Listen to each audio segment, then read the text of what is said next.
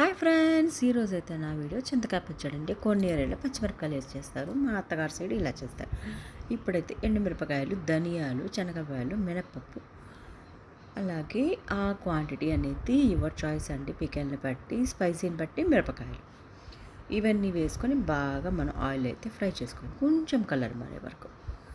ఇలా కలర్ మారిపోయిన తర్వాత నేనైతే ప్లేట్లో తీసేస్తున్నాను. చూడండి, ఇది కొంచెం కంప్లీట్గా కూల్ అయిపోవాలన్నమాట. ఇలా మొత్తం వేడి తగ్గిపోయిన తర్వాత నేనైతే ఫస్ట్ వీటిని మిక్సీకి వేసేస్తాను. ఇది కొంచెం కచ్చాపచ్చాగా క్రష్ అవ్వగానే ఇప్పుడైతే చింతకాయ పచ్చడి తొక్కు ఉంటుంది కదా, దాన్ని తీసుకొని దీంట్లో యాడ్ చేసేసుకుంటున్నాను. ఆ క్వాంటిటీని బట్టి నేనైతే మిరపకాయలు అవన్నీ వేసుకున్నాను. నేను చేసే క్వాంటిటీకి ఎండు మిరపకాయలు అయితే కరెక్ట్గా సరిపోయాయండి.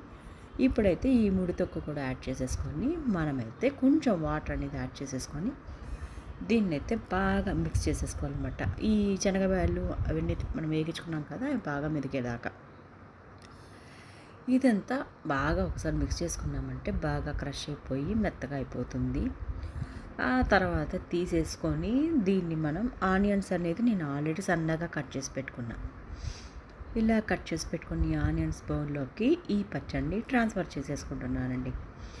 ఇలా ట్రాన్స్ఫర్ చేసేసుకున్న తర్వాత తాలింపు అనేది వేసేసుకుంటే చింతకాయ పచ్చడి రెడీ అయిపోతుంది.